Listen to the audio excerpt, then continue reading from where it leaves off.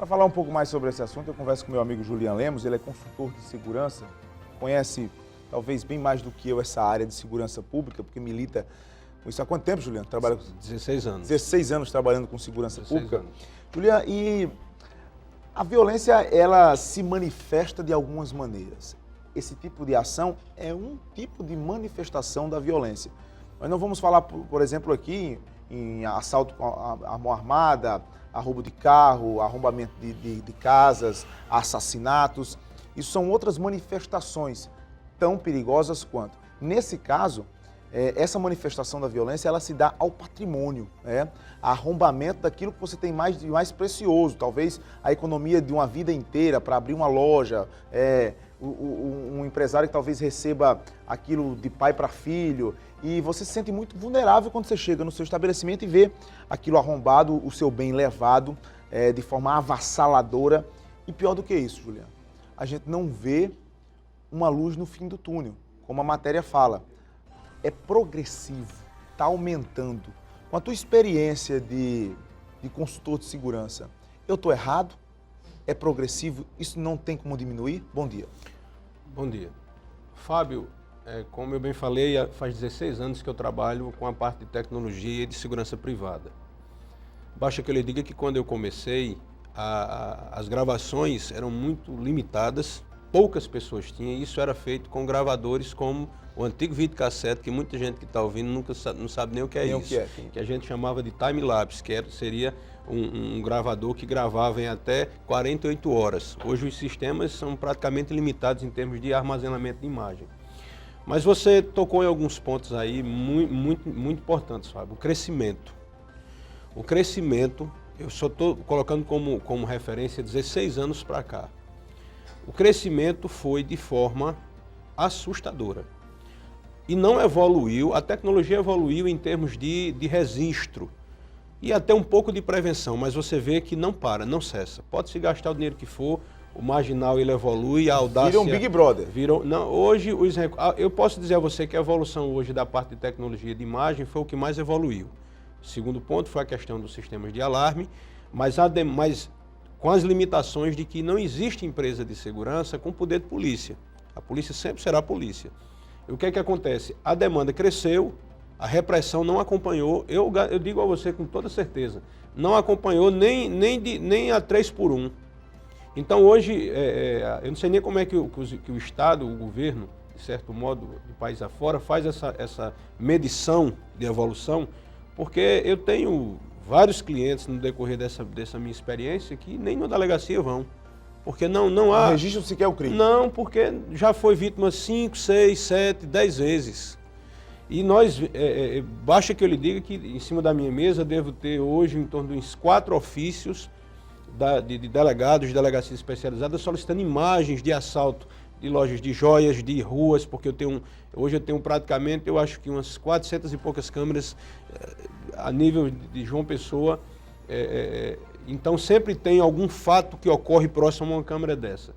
Então o crescimento foi muito grande da violência em proporção ao investimento, que também não é pequeno, mas mesmo assim a evolução é muito grande. Aí você está me falando de investimentos em segurança privada. Privada. Em você se precaver e você ocupar um espaço, que esse espaço constitucionalmente tem que ser ocupado, deve ser ocupado pelo Estado, e em contrapartida, o que a gente vê em resposta, o próprio policial que fala na matéria, não sei se você prestou atenção, ele diz assim, a gente não tem muito o que fazer.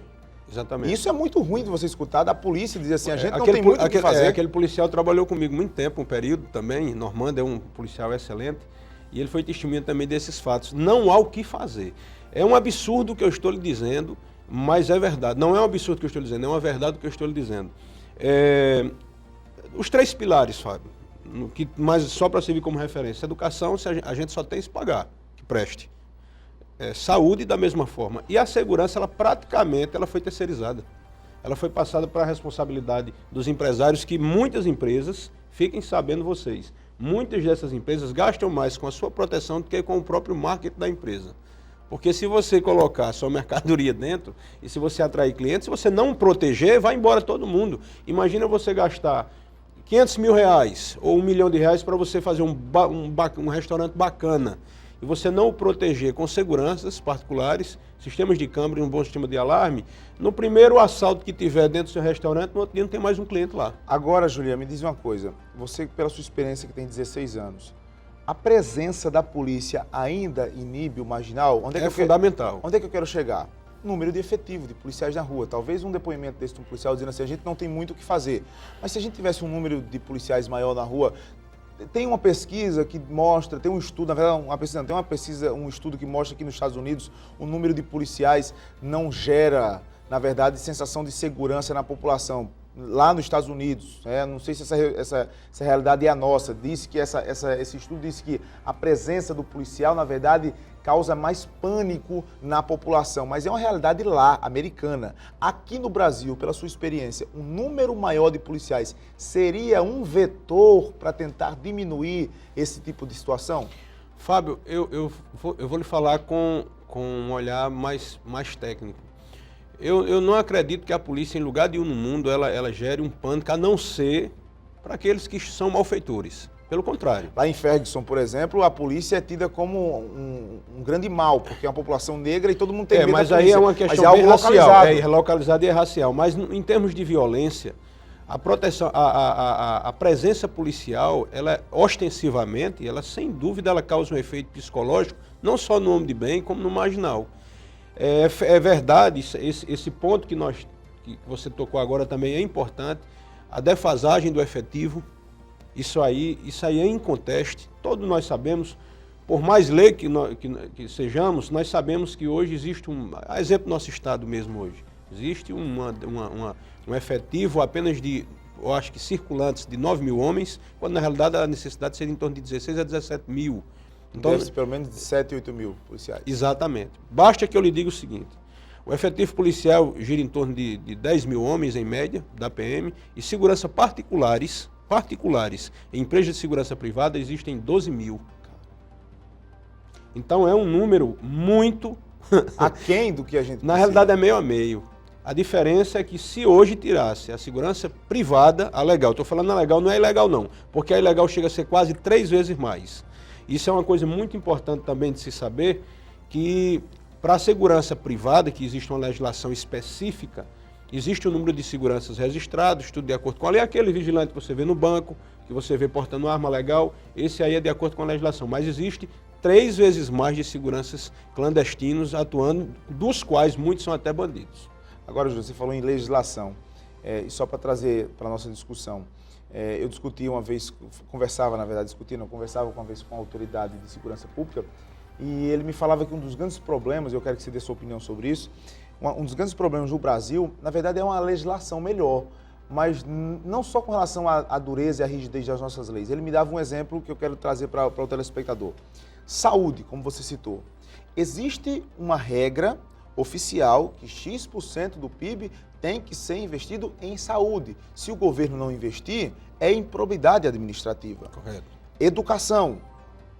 Existe um teto que deve ser alcançado de investimento em educação. É regra. Se o governante, se o prefeito, etc., não colocar aquela porcentagem na educação, vai ser pego na lei de responsabilidade e vai ser impróbio, vai ser improbidade administrativa. Na segurança não tem. Ora, você cita para mim 3 pilares básicos da sociedade: educação, saúde e segurança, e a segurança é a única que não tem. Será que esse povo não enxerga que segurança é tão necessário quanto? Segundo estatísticas das Nações Unidas, diz que existe uma quantidade de policiais para cada número de habitantes. Eu não me recordo bem aqui agora, mas isso aí o cidadão pode pesquisar agora na internet, no Google, e você vai ver que existe uma recomendação para X policial para tantos habitantes. E se você dividir a quantidade de policiais hoje que nós temos pela quantidade, você vai ver que está em uma quantidade muito abaixo. Se você hoje pegar 8 mil policiais militares, que com certeza não existem esses na ativa, e dividido pela população do nosso estado, você vai ver que é uma coisa assustadora. Absurda. Não, é uma coisa... Pronto, você usou o termo, é uma coisa absurda. Absurda. E quando a gente fala em limite de investimento em segurança pública, é justamente para um ponto desse ser resolvido. Porque nós não estamos falando aqui, Fábio, a respeito de gestão só, não. Isso é um problema que não aconteceu em 24 horas. Pois é. É irresponsabilidade de um que vem para o outro, que vem para o outro, e vai deixando E rolar. aí são escalas superiores, porque se a gente tem, quando a gente cobra, por exemplo, mais policiais na rua, a resposta do governo, e a gente até entende a resposta do governo, eu não tenho caixa, não tenho como contratar, eu não tenho como chamar agora porque está faltando real, está faltando dinheiro. Se eu colocar, eu vou extrapolar a lei da responsabilidade, a lei da responsabilidade e aí a minha folha vai inchar. Mas se for obrigação, assim como é obrigação na saúde e na educação, um problema desse é resolvido. Eu não posso simplesmente dizer que eu não posso contratar e eu continuar jogando a população aos leões. O resultado está aí. Os investimentos hoje passaram a ser... hoje, sem os investimentos hoje privados, eu sei que é obrigação, dever do Estado, é obrigação do Estado, mas é dever de todo mundo a questão da segurança pública. Porém, a área privada, o setor privado tem investido bilhões anuais em termos de proteção, e sem isso hoje ficaria muito mais difícil. Eu lhe digo que hoje muitos dos crimes hoje elucidados pela polícia têm a ver com investimento privado, de uma imagem, de uma estrutura melhor de proteção, enfim. Então, uma coisa hoje puxa a outra. Juliano, para a gente encerrar a nossa conversa, no meio disso tudo, tá a população que, infelizmente, como a gente está acompanhando todos os dias, tem se acostumado a conviver com essa violência todos os dias. Tem que pensar, chega ao absurdo de pensar em não sair com o relógio, não sair com a carteira, não sair com o celular, e tem pensado estratégias para não ser vítima do assalto, para não ser vítima da bandidagem. Eu, como uma pessoa que tem uma visão um pouco mais apurada, Fábio, não precisa ser consultor de segurança, não basta ser inteligente.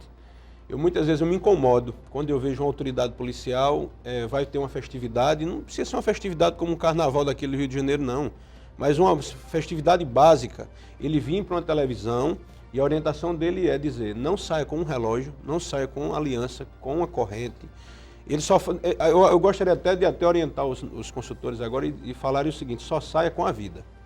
Porque não tem outro o conselho para dar. Se bem que a vida é o mais precioso. Não, só sai com a vida, você não pode sair com nada. Na realidade, eu particularmente, um conselho para mim, que eu dou a mim mesmo, eu evito o máximo risco. Pronto, se for, pronto, é para sair não, então vamos ficar aqui mesmo. Porque não há garantias alguma. Juliano, obrigado por sua presença, viu? Obrigado. Obrigado demais.